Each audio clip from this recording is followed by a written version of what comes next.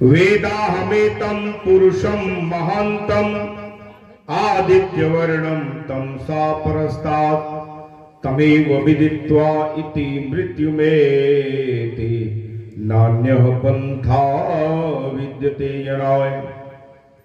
वंदे बोधमयं नित्यं गुरुं शंकररूपिणं यमाश्रितो हि वक्रो अपि चन्द्रः सर्वत्र वन्द्यते। एकं नित्यं विमलचलं सर्वधी साक्षीभूतं भावातीतं त्रिगुणरहितं सद्गुरुं तं नमामि। सर्वमंगल्य मांगल्येषु शिवे सर्वार्थ साधिके शरण्ये त्र्यंबके गौरी नारायणी नमोस्तुते। गौरी नारायणी नमोस्तुते। प्रेम से बोली श्री सद्गुरुदेव महाराज की सच्चिदानंद भगवान की जय। लेकिन भगवान के जय घोष की बात होती है तो हमारे मुंह से आवाज नहीं निकलती। जयकारा जितना जोर का होगा, जितना दूर तक जाएगा, उतने दूर का जो पाप है वो दूर हो जाता है, भाग जाता है। साथ ही साथ हमारी वाणी भी पवित्र और शुद्ध होती है। मन के अंदर निर्मलता आती है सत्संग के द्वारा, अच्छे शब्दों के द्वारा। हमारे संतों ने कहा है कि शब्द ही धरती शब्द आकाश, शब्द ही शब्द भयो परगास, सगल सृष्टि शब्द के पाछे नानक शब्द घटा घटाचे। सारी सृष्टि में उस शब्द का ही पसारा है और उसी शब्द से हम सब चल रहे हैं। सारी सृष्टि सारा ब्रह्मांड उस शब्द के द्वारा चल रहा है। और कहा भी है कि हर जगह शब्द की वाइब्रेशन होती है। और काफी देर से यहां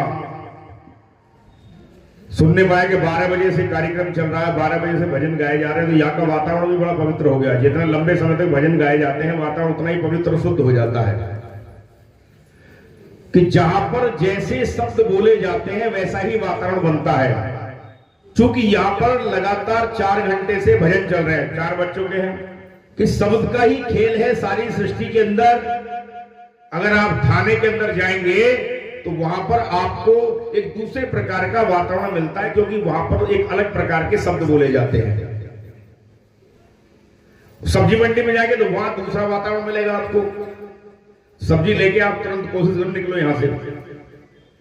लेकिन आप मंदिर में जाते हो तो आपका मन करता है कि यहां बैठ करके थोड़ी देर बैठ के कीर्तन किया जाए, भजन किया जाए, आंख बंद करके परमात्मा का ध्यान किया जाए। आश्रम में जाएंगे तो वहां वातावरण अलग मिलता है कि हर जगह की जो वाइब्रेशन है वो अलग अलग वाइब्रेशन है। क्योंकि जहां पर जैसे शब्द बोले जाते हैं वहां पर वैसी वाइब्रेशन तैयार होती है। अब ये हमारे अपने ऊपर है कि अपने घर में, अपने परिवार में हमने कैसा वातावरण बना रखा है। क्योंकि हमारी वाणी से जो शब्द निकलते हैं उसका असर वातावरण के ऊपर पड़ता है। सामने या बाहर से कोई आता है तो क्या होता है कि उसके मस्तक से वो तरंगें टकराती है तो वो बताते हैं कि आपके घर में शांति है, आपके घर में बड़ा आनंद आता है, आपके घर में बड़ा सुख मिलता है। इसके विपरीत अगर घर में लड़ाई होती है, झगड़ा होता है, शराब पी जाती है, अल्पसंड काम किए जाते हैं, गाली गलौज होती है, तो कोई भी आना पसंद नहीं करेगा। आएगा तो आप जैसा ही व्यक्ति आएगा। वहां कचहरी में चले जाओ, वहां कैसी वातावरण होता है। कोर्ट कचहरी में जाओ कैसा वातावरण मिलता है। तो वहां जो है गवाही देने वाले, झूठी गवाही देने वाले और सच्ची गवाही देने वाले तो कोई कोई मिलता है। एक तिवारी जी थे, आपको जानते हैं, वो आपकी बात करते हैं, बस्ती वाले तिवारी जी। उन्होंने वकालती छोड़ दी। बोला क्यों छोड़ दी? बोला झूठ बोलना पड़ता है। बोला झूठ बोलना पड़ता है इसलिए मैंने वकालत का काम छोड़ दिया और मैं इसकी वकालत करता हूं। किसकी? गुरु महाराज की वकालत करता हूं। जहां जाता हूं सत्संग सुनाता हूं, लोगों को गुरु महाराज की वाणी सुनाता हूं। ये वकालत मैं करता हूं, मुझे ये वकालत में आनंद आता है। क्योंकि ये यज्ञ है, सत्संग एक यज्ञ है। और ये जो यज्ञ है, इस यज्ञ के अंदर वाणी की जो आहुति है हमारे हवन कुंड के अंदर जा रही है। कौन से हवन कुंड? हमारे जो दोनों कान है ये हवन कुंड है। हमारे हृदय तक जाएंगे और जितना एकाग्रता के साथ अगर हम सुनेंगे तो गारंटी के साथ में हमारे हृदय में परमात्मा को, ईश्वर को जानने की जिज्ञासा पैदा होगी। ये पूजनी बाई जी यहां बैठी हुई है, जब इनसे पूछोगे तो आपको आपके हृदय में उस यज्ञ के बारे में समझाएंगे, जो यज्ञ हमारे अंदर 24 घंटे चल रहा है। कौन सा यज्ञ चल रहा है? प्राण के अंदर अपान का यज्ञ और अपान के अंदर प्राण का यज्ञ हमेशा चलता रहता है, जब तक जिंदगी यज्ञ चल रहा है। और इस मंच के द्वारा उसी यज्ञ के बारे में समझाया जाता है कि ये जो यज्ञ है ये असली यज्ञ है, और ये यज्ञ जो है तुझे परमात्मा तक पहुंचा देगा। प्राणपान का यज्ञ परमात्मा तक पहुंचा देगा। क्यों? कि इस यज्ञ को चलाने वाला, इस प्राण को चलाने वाला, इस यज्ञ को करने वाला ईश्वर ही है, परमात्मा ही है। ये सीढ़ी है, ये रास्ता है, ये तार है जो पावर हाउस से आता है। हमारे बिजली के खंभे, जो बल्ब जलता है, हमारे घर में लाइटें जलती हैं, उसका कनेक्शन पावर हाउस से होता है। वैसे ही हमारे प्राण रूपी, इस शरीर रूपी खंभे के अंदर प्राण का तार डाल रखा है भगवान ने, और इसका संबंध किससे है? परमात्मा रूपी पावर हाउस से है। अगर परमात्मा से मिलना है, पावर हाउस तक पहुंचना है, तो हमें अपने प्राण के साथ जुड़ना होगा, अपने प्राण की गहराई में उतरना होगा। अब प्राण की गहराई में कैसे उतरोगे? उसका तरीका क्या है, उसकी विधि क्या है? पूजनी बाई जी ने भी आपको समझाया। तो एक बार जो है सभी प्रेम से जोर से जय घोष बोलेंगे, बोले आनंद कंद भगवान की, सदगुरुदेव महाराज की जय, जगत जननी श्री माता जी की जय, सियावर रामचंद्र की जय, वृंदावन बिहारी लाल की जय, पवन सुत हनुमान की जय, उमापति महादेव की जय, सच्चे दरबार की जय, मानव धर्म की जय, सनातन धर्म की जय, भारत माता की जय। परमपिता परमात्मा सदगुरुदेव महाराज के पावन चरण कमलों में हम सभी बैठे हुए काफी देर से हमने भजनों का, और शास्त्रों में यह समझाया गया है कि जब तक मनुष्य को ज्ञान की क्लास प्राप्त नहीं होती है, उसके जीवन में भक्ति की शुरुआत नहीं होती। चाहे आप कुछ भी कर रहे हैं, भक्ति के नाम से हम कुछ भी कर रहे हैं। ये भगवान ने कहा, तद्विति प्रणिपातेन परिप्रश्नेन सेवया उपदेक्षन्ति ते ज्ञानम ज्ञानेन नस्तत्वदर्शिना। भगवान कहते हैं ज्ञानियों के पास जाओ, तत्वदर्शियों के पास जाओ, उन संतों के पास जाओ, उनको भली भांति दंडवत प्रणाम करो। भली भांति दंडवत प्रणाम करके उनकी आत्मा को प्रसन्न करो। विनम्र प्रश्न के द्वारा उस आध्यात्मिक विषय के बारे में इनसे पूछो, और तुम्हें तुम्हारे हृदय के अंदर उसके बारे में वो समझाएंगे, तुमको बताएंगे। तुम्हें आत्म साक्षात्कार होगा, तुम्हें अनुभव होगा।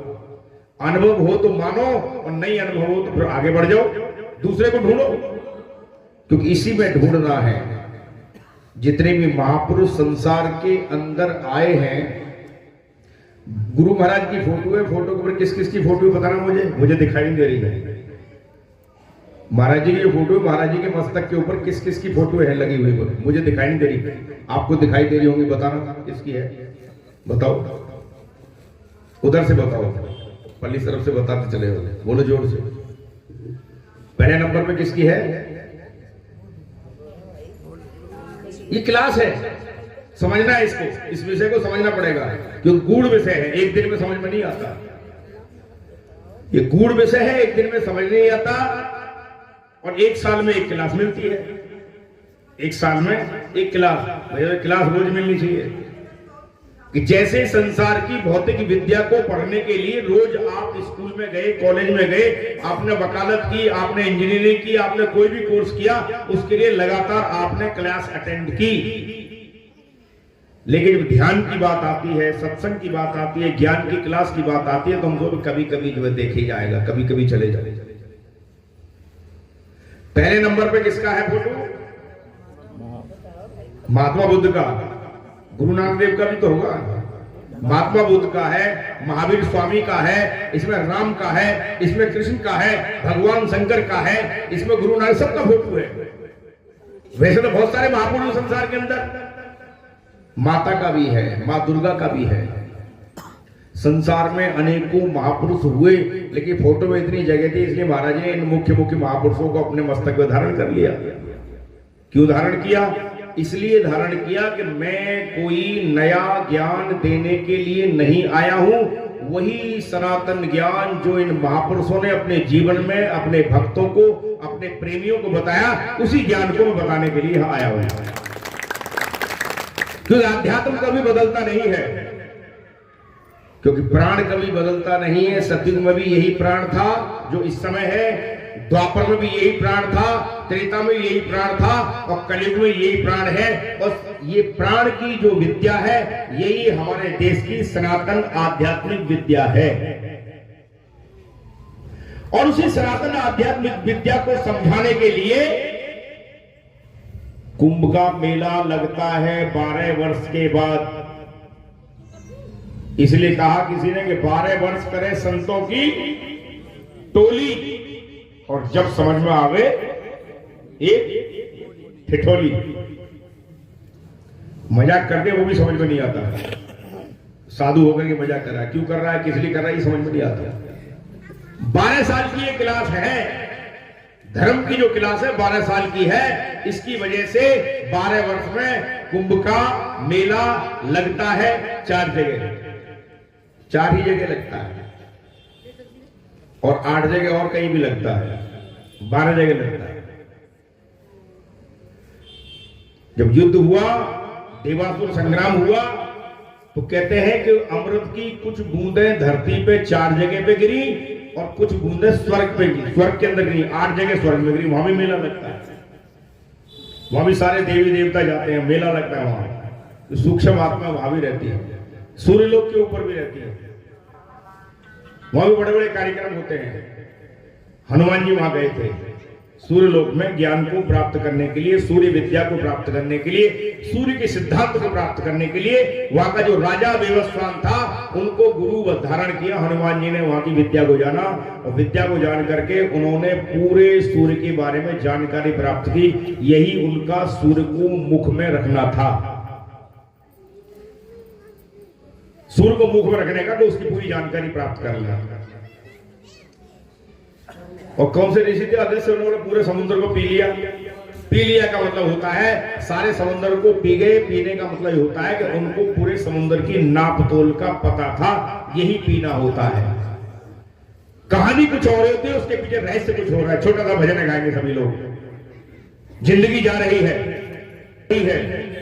कि जिंदगी में जिंदगी के राज को तू जान ले। जान है तो जान के अंदाज को पहचान ले। निकल गई जान तो नहीं जान पाएगा, और जान लेगा अपनी जान को तो उस जानी जान से मिल जाएगा, उस ईश्वर से मिल जाएगा। अपनी जान को जान। तूने जान दुनिया में फंसा रखी है, घर में फंसा रखी है, जमीन में फंसा रखी है, जायदाद में फंसा रखी है, बिजनेस में फंसा रखी है, व्यापार में फंसा रखी है, बेटे में, बेटियों में, पति में, पत्नी में तूने अपनी जान फंसा रखी है। इस जान को तू जान ले। क्या है? समय रहती है।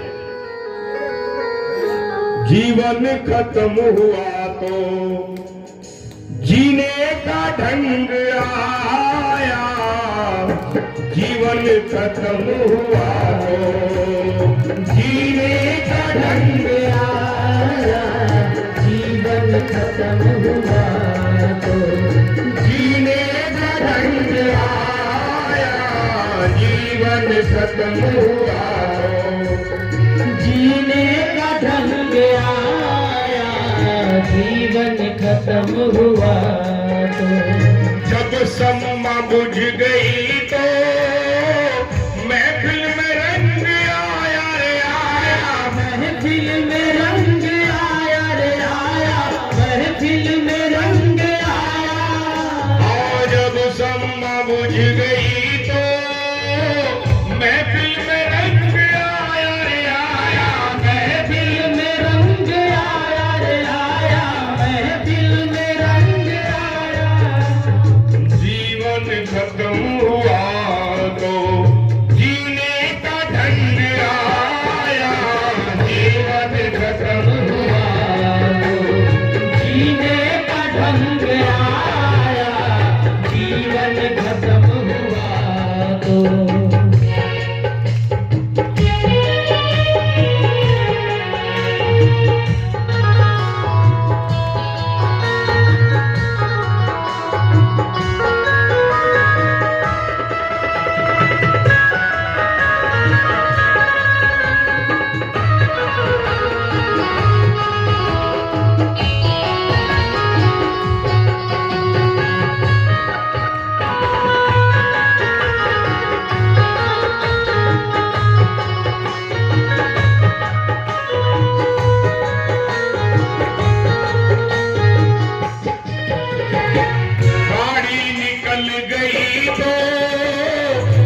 से चला मुसाफिर, मुसाफिर घर से चला मुसाफिर, मुसाफिर घर से चला मुसाफिर। और गाड़ी निकल गई तो घर से चला मुसाफिर, मुसाफिर घर से चला मुसाफिर, मुसाफिर घर से चला मुसाफिर। मायूस हाथ मलता, अरे मायूस हाथ मलता, अरे मायूस हाथ मलता, मायूस हाथ मलता। रंग घर को आया, मायूस हाथ मलता, बेरंग घर को आया। जीवन खत्म हुआ तो जीने का ढंग आया, जीवन खत्म हुआ तो जीने का ढंग आया, जीवन खत्म हुआ तो।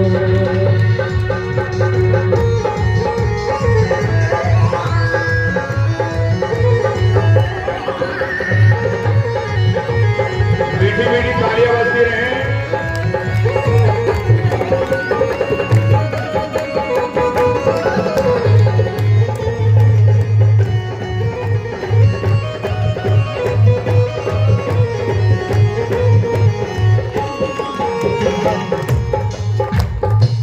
मन की मशीनरी ने जब ठीक चलना सीखा, सीखा जब ठीक चलना सीखा, ठीक चलना सीखा।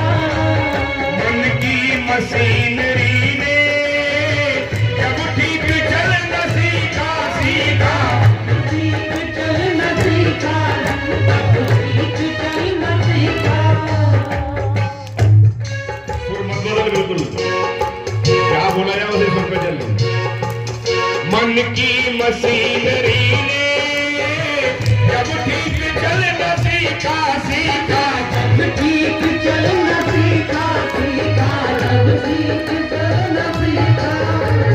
तब बूढ़े तन के हर एक, तब बूढ़े तन के और तब बूढ़े तन के हर एक, तब बूढ़े तन के हर एक पुरजे में जंग आया। तब बूढ़े तन के हर एक पुरजे में जंग आया। जीवन खत्म हुआ तो जीने का ढंग आया, जीवन खत्म हुआ तो जीने का ढंग आया, जीवन खत्म हुआ तो। जब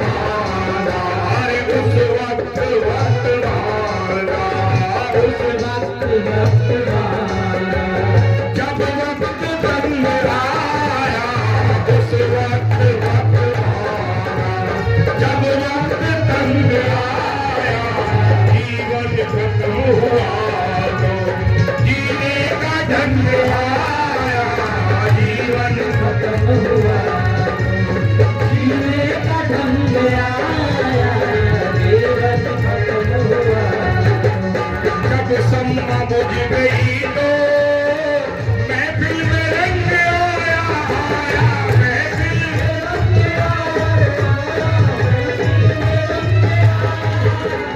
जब सम्मा बुझ गई तो महफिल में रंग आया, महफिल में रंग आया,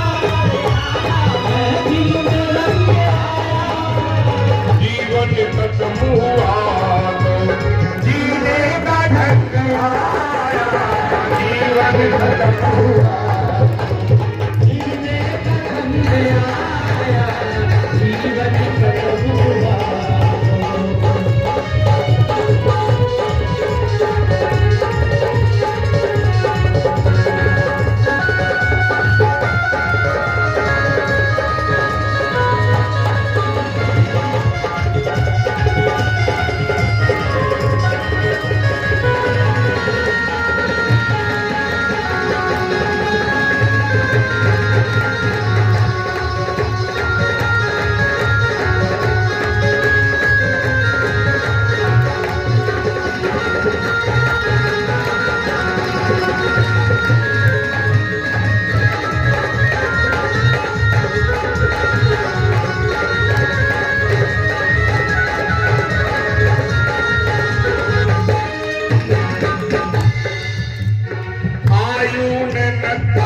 जब हथियार फेंक डाले डाले, हथियार फेंक डाले, हथियार फेंक डाले, और आयु नत्था सिंह जब हथियार फेंक डाले डाले, हथियार फेंक डाले, हथियार फेंक डाले, यमराज फौज लेकर, यमराज फौज लेकर, और यमराज फौज लेकर, यमराज फौज लेकर, करने को जंग आया, यमराज फौज लेकर करने को जंग आया, जीवन खत्म हुआ तो जीने का ढंग आया, जीवन खत्म हुआ तो जीने का ढंग आया, जीवन खत्म हुआ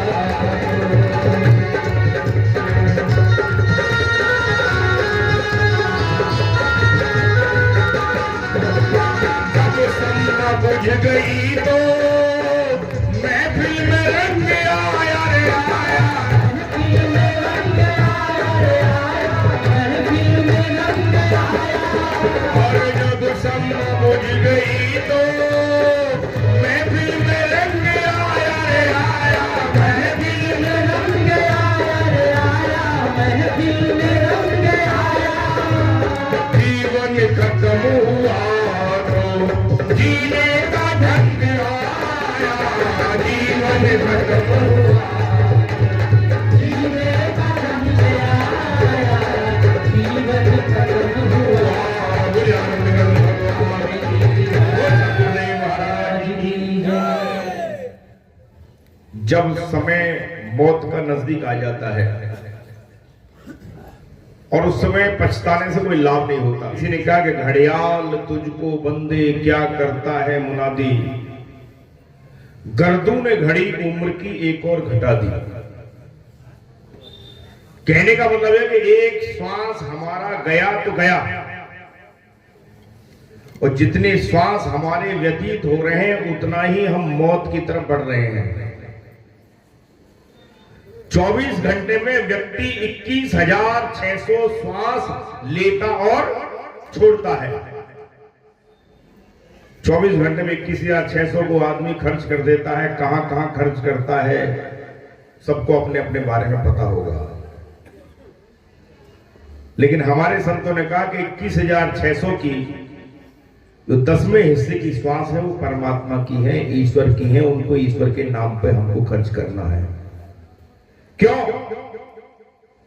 कि जैसे व्यक्ति बैंक से ब्याज लेता है, ब्याज पे पैसा लेता है, या किसी साहूकार से पैसा लेता है, मूल लेता है, तो ब्याज देता रहता है महीने के महीने, तो साहूकार को ये विश्वास रहता है कि पैसा आ जाएगा। और जो मूल भी ना दे और ब्याज भी ना दे, क्या होगा? आगे उसको पैसा मिलेगा? अगर ब्याज देता रहता तो उसको जरूरत है तो और भी पैसा मिल जाता है। इसी प्रकार से मनुष्य का जो शरीर है, भगवान ने हमको ये श्वास रूपी हीरा हमको दिए, इस श्वास हमको दिए, दे करके संसार में भेजा। इन श्वासों को मेरी याद में बिताना। और हम किसकी याद में बिता रहे हैं? हम दुनिया की, संसार की याद में बिता रहे हैं इन श्वासों को। फिर भी छूट मिली, इतनी छूट मिल गई कि तू जो है 24 घंटे में 10वें हिस्से का श्वास भी अगर मुझे दे देगा तो मैं तुझे दोबारा से मनुष्य का शरीर दे सकता हूं। ब्याज ब्याज चुकता करता रहेगा तो दोबारा मनुष्य शरीर मिल सकता है। ना ब्याज दिया, ना मूल दिया, और तू बन गया बेईमान। और जो बेईमान हो जाता है वो दिवालिया हो जाता है। दिवालिया की गति क्या होती है? जेल में जाना पड़ता है, जाना पड़ता है, उसको जेल में जाना पड़ता है। वैसे ही वो परमात्मा, वो ईश्वर क्या करता है कि मनुष्य शरीर प्राप्त करके मेरी भक्ति नहीं की, मेरा भजन नहीं किया, इसलिए मैं तुझे 84 लाख की जेल में डाल देता हूं। अब 84 से अगर नाम कटवाना है तो गुरु महाराज की शरण में आना होगा, इन संतों की शरण में आना होगा। मुगलसराय में रहती बाई जी, छोटी सी बाई जी बैठी है, छोटी छोटी बाई ने, देखो कितनी छोटी उम्र है। इस संसार में भी रह सकते थे, लेकिन देखो इनके मन में वैराग्य पैदा हो गया, बचपन से ही वैराग्य आ गया। क्योंकि बचपन से वैराग्य क्यों आया? क्योंकि इनके माता पिता का की ये महानता है। जो साधना करने वाले होंगे, वो भजन करने वाले होंगे, उनका ही संस्कार इनके अंदर आ गया।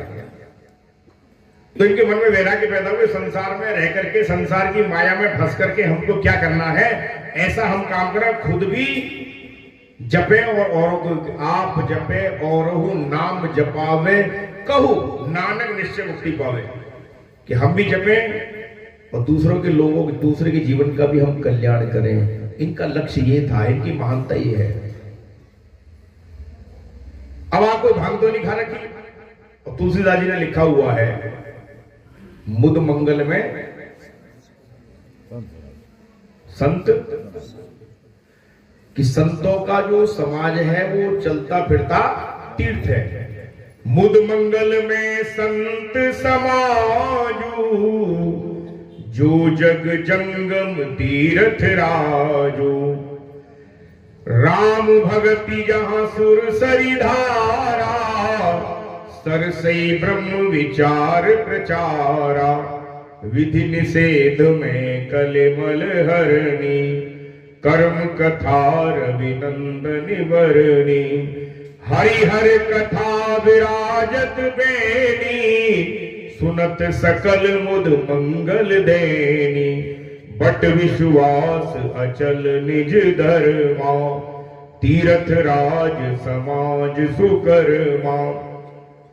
सब ही सुलभ सब दिन सब देसा, सेवत सादर समन कलेसा। अकथ अलौकिक तीर्थ राव, दे सद्य फल प्रगट प्रभाव। सुनि समुझे जन मुदित मन, मज्जहि अति अनुराग। लहि चार फल अछत तनु, साधु समाज प्रयाग। ये तुलसीदास जी ने रामचरितमानस में लिखा हुआ है कि साधुओं का समाज, संतों का समाज एक चलता फिरता जंगम तीर्थ है, चलता फिरता तीर्थ है। बोले ये संसार में बाहर जो जल का तीर्थ है, वो जल के तीर्थ में स्नान करने से हमारा शरीर शुद्ध हो जाएगा, लेकिन जंगम तीर्थ के अंदर स्नान करने से हमारा जो मन है वो शुद्ध होगा। और मन का ही शुद्ध होना, मन का ही निर्मल होना जरूरी है। जब तक मन निर्मल नहीं है तब तक साक्षात्कार होता अब कैसे होगा?